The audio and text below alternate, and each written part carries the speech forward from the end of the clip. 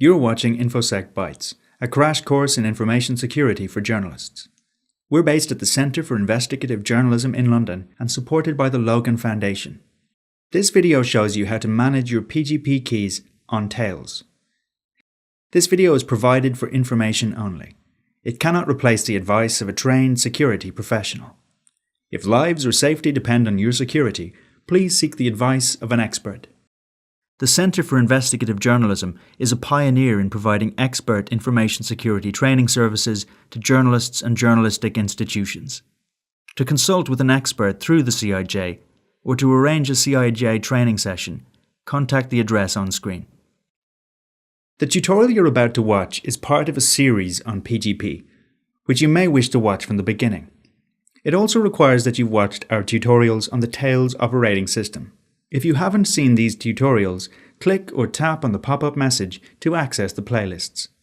So you have the Tails operating system and you want to start using PGP. To use PGP, the first thing you need is a key pair, a public key and a secret key. In this video, we're going to look at how to generate your own key pair.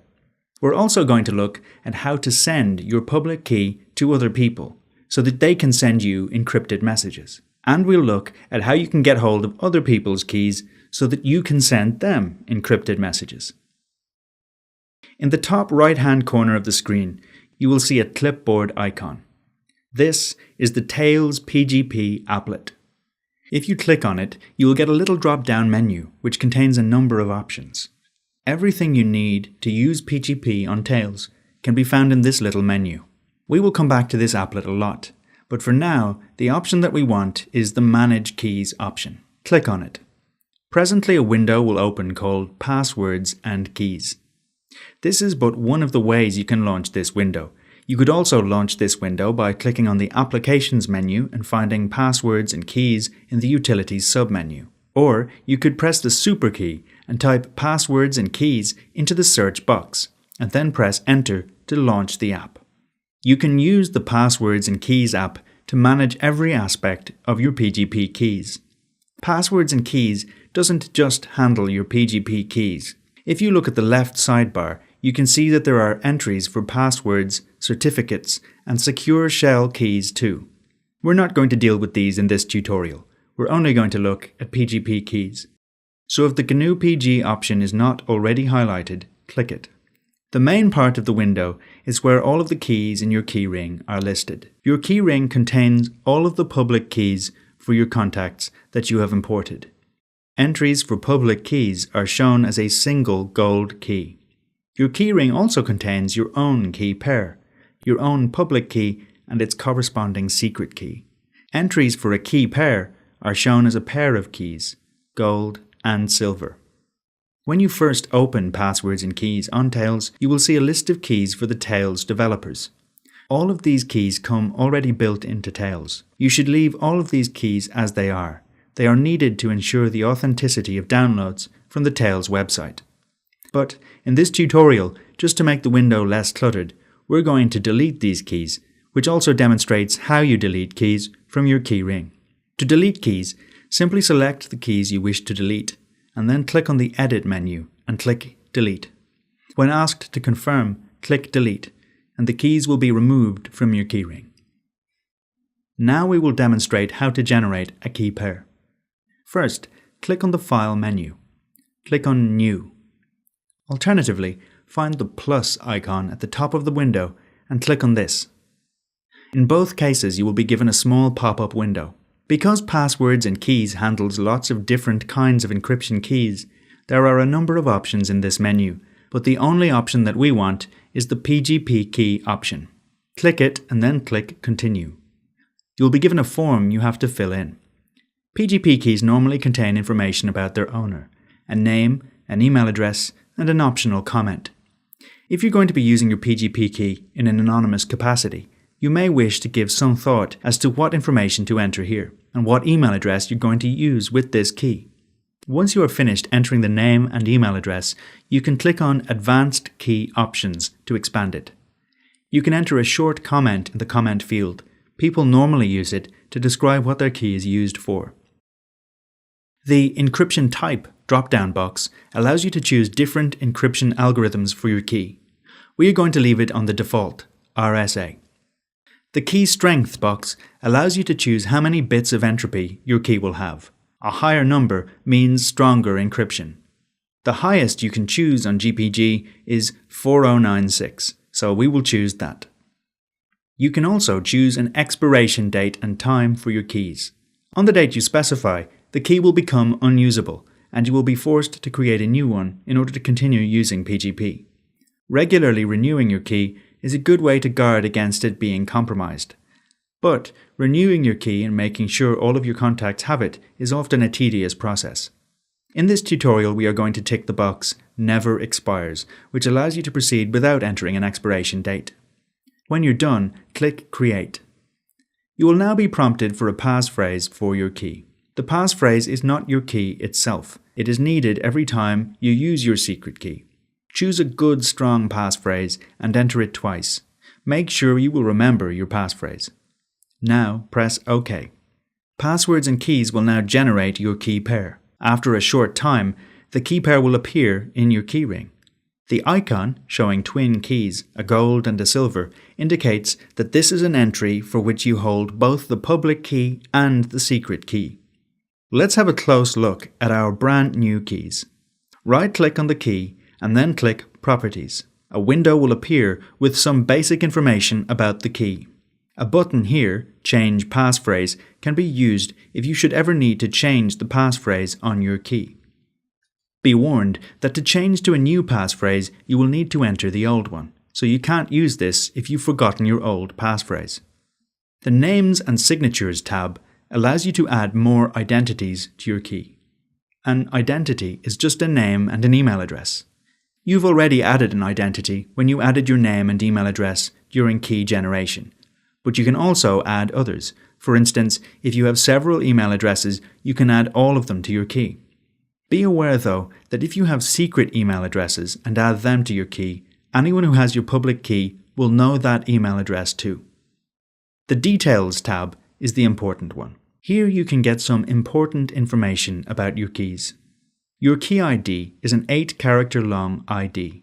You can give this ID to your contacts or print it on your business card as a way of identifying your key for others to use. Likewise, your fingerprint is a unique sequence of 40 characters which is cryptographically linked to your key. The fingerprint can be used by your contacts to check if your key is genuine. If you look closely, you can see that your key ID is actually the last 8 characters from your fingerprint. This window also offers you the option to change the expiration date for your key, or to set one if you did not already. Lastly, it is here that you will find the option to export your secret key. You should only ever do this if you want to transfer your secret key from one computer to another. At all times, your secret key should be kept private. In general, you should stay away from this option in day-to-day key management, but it is important that you know it is here.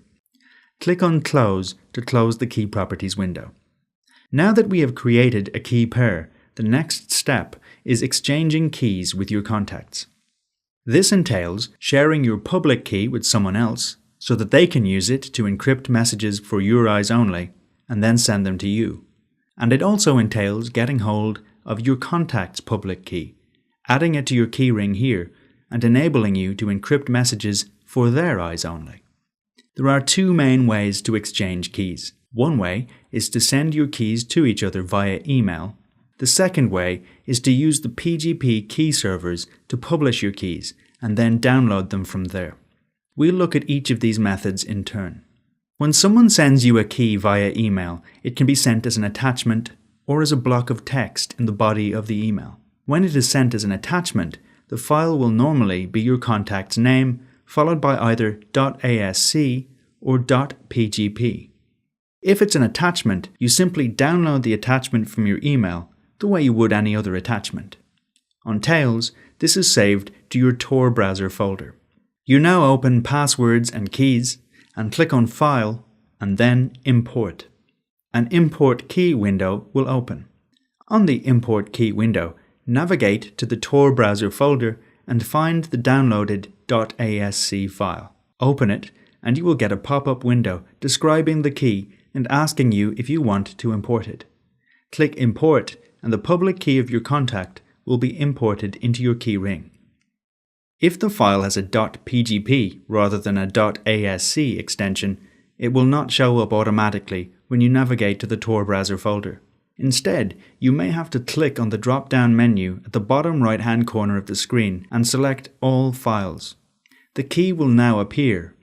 Open it as normal on the pop-up window, click Import, and it will be imported. If, instead of sending you their key as an attachment, someone sends it to you as a block of text, it will look like this. Note the Begin PGP Public Key Block label at the top. Sometimes, for example, you might see this in someone's email signature, included at the end of every email they send. If you want to import a key sent to you like this, it's very easy. Simply drag your mouse to select the whole key from the first hyphen at the top of the block to the last hyphen at the bottom of the block. Now, right-click and click Copy. Next, click on the PGP applet in the top right-hand corner of the screen. This time, we want the Open Text Editor option. Clicking this will open the text editor, which is Tail's version of Notepad or TextEdit. Now, paste the block into the text editor.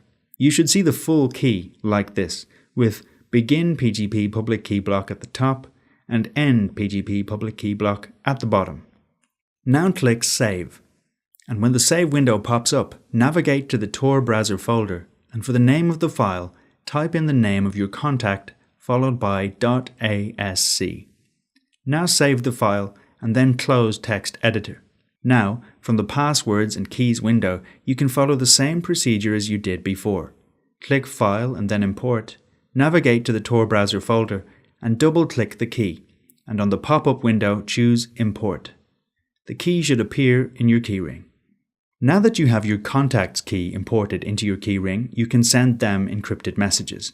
But remember, unless they have your public key, they cannot send encrypted messages to you. To complete the key exchange, we have to send the contact our public key. We do this by exporting our public key and then sending. To export a public key, from the Passwords and Keys window, click on your key pair in the keyring, then click File and then Export. An Export Key window will pop up. First of all, navigate to the Tor browser folder because this file is to be an attachment and Tor browser can't upload files from anywhere else. By default, the Export Key window will want to save your key with a .pgp extension. If you're happy to go ahead, click Save to save the file. Then, from your webmail account, compose an email to your contact telling them you are sending them your public key and attach the exported public key as an attachment. If you would prefer to send your attached key as a .asc file, you can. From the Export Key window, simply click on the drop-down box in the bottom right-hand corner and change the setting from PGP keys to Armored PGP keys. The extension in the file name field will now change to .asc. Save as normal and follow the same procedure to upload this file as an attachment. If you don't want to send your public key as an attachment and instead would like to send it as a block of text in the body of your email, you can. You see, the difference between a .pgp and a .asc export is this. You can open a .asc file in Text Editor to get your key as a block of text. So, to get your key as a block of text, export your key as a .asc file and then open the Text Editor. From Text Editor, click Open, and then in the pop-up menu, choose Other Documents. In the pop-up window, navigate to the Tor browser folder and open your exported .asc key. You will now see your PGP key as a block of text in the Text Editor. To send it to your contact, highlight the entire key, right-click it, and click Copy. Then, compose an email to your contact explaining that you are sending your key, and under the text, right-click and click Paste. The public key should now be pasted as a block of text. You can now send the email. You could also, if you wished, paste your public key in this way into your email signature so that it would be included automatically with every email you send. Alternatively, if you have a website, you could post your public key there so that anyone who wanted to could find it and import it from there. Once you have your contact's public key and they have yours, you can now communicate securely in both directions. The key exchange is complete.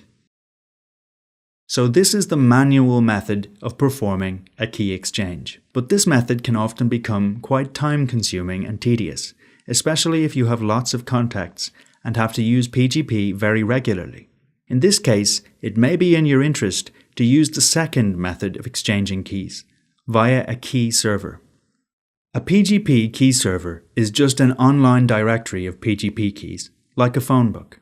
You can upload your key to a key server, and you can also query a key server for other people's keys. Assuming you want to use the key server, this is how to do it. To download a contact's key from the key server, they must already have uploaded their key. Assuming they have, you can find it in this way. From Passwords and Keys, click on the Remote menu. Select Find Remote Keys. A search window will now pop up. You can search using the contact's name, their email address, or the key ID of their key. Enter your search term and then click Search. The window will disappear, and presently another one will appear, showing you the results of the search. Find your contact's key in the list. Now a word of warning. Although this looks like your contact's key, you cannot yet be certain that it is theirs. You see, anyone can publish a key on a key server. They could generate a key with your contact's name and email address, and then upload that to the key server. Or they could enter a different email address that looks superficially similar. If you're not careful, you could download the wrong key, or even email the wrong person. This is why it is especially important to check that it is the correct key, and you do this by checking the fingerprint on the key. Ideally, before you download the key from your contact will have shared their key's 40-character fingerprint with you. They could do this by sending it to you via Signal Private Messenger, or in person, or they might have given you a business card with the fingerprint on it. Double-click on the displayed key to see the key properties, and click on the Details tab. You will see the key's fingerprint.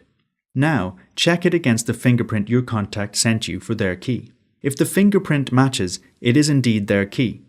You can close the Properties window and then click Import, and the key will be imported, and will appear in your keyring in the main Passwords and Keys window. Of course, if you wish to check the fingerprint after you've imported it, you can do that too, by double-clicking on the imported key to bring up the Properties window and navigating to the Details tab. What about publishing your own key on the key servers? Before you do this, you should understand a few things. Since a key server is public, it makes your key public, available for anyone and everyone to download. Once you publish your key, it is very difficult to remove it. PGP provides a feature called Key Revocation, where you make your key unusable and place a notice on it saying it has been revoked. But the record still stays public on the key server. You may not want to make your PGP key fully public like this. There are many possible reasons. For instance, your email address is embedded in your public key and you don't want that email address to be published or to attract spam. Or you are using a secret email address that you do not want to be widely known. Or you intend the key to be used to communicate secretly with a select few contacts and do not want to publish evidence of this to the public internet. You should also be aware that there is a feature in PGP, which we don't cover in this tutorial, called Web of Trust, which allows people to sign each other's keys to indicate they trust them. If you use Web of Trust, this information is also published when you upload your key to a key server, meaning that you are publishing a list of people you know. And if you are working on a sensitive investigation and communicating with a confidential source, you should be aware of the possibility that an uploaded key and trust signature could be used as evidence of your being in contact with someone. If this is you, you should avoid using Web of Trust, and you should be cautious about using key servers. But if this is not you, for example, if you're investigating a particular topic and want people to be able to send you encrypted email unsolicited, with tips or other information, publishing your key to the key servers is the easiest way to make your public key available. Assuming you want to, here's how. By default, on Tails, the ability to upload your public key to a key server is switched off, as a safety measure, to prevent you doing it accidentally. To turn it on from Passwords and Keys, click on the Edit menu and then select Preferences. In the Preferences window, click on the Publish Keys To drop-down box and select the key server in the list. Now click Close. It's now possible to upload your key. To do so, click the Remote menu. This time, click on Sync and Publish Keys. You will get a notice telling you that your keys are about to be synced with the key server. To proceed, click Sync. Your key will now be published to the key server and made available for your contacts to download. Sometimes, if a key has just been uploaded, you may have trouble finding your contact's key on the key server, or they may have trouble finding yours. One reason this happens is because there is not just one key server.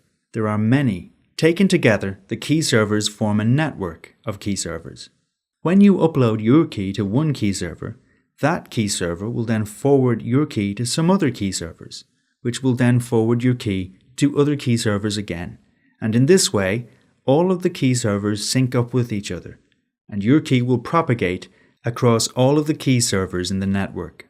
However, sometimes your contact might have their software set to use a different key server to yours. Since it takes a while for your key to propagate across the entire network, it may be that the server you uploaded to already has your key, but your contact is looking on a key server that doesn't yet have it. It may take a few hours for your contact to be able to download your key, unless they change their default key server. So, if you have this problem, it might be necessary to wait a few hours and try again. In this tutorial, you've seen how to manage your keys, how to generate your own key pair, and all of the different methods for exchanging keys with your contacts. Once you've done a key exchange with a contact, you're ready to start encrypting your communications. So, in the next video, we're going to show you how to do that. We're going to look at how to encrypt and decrypt text and how to work with PGP signatures. To watch that video, click or tap on the pop-up message and choose it now. Thanks for watching Infosec Bytes. If you found this video useful, please share it widely with your colleagues and co-workers. To support the Center for Investigative Journalism with a donation, please visit tcij.org/donate. And if you would like to watch our other videos, please go to infosecbytes.org or subscribe to our channel below.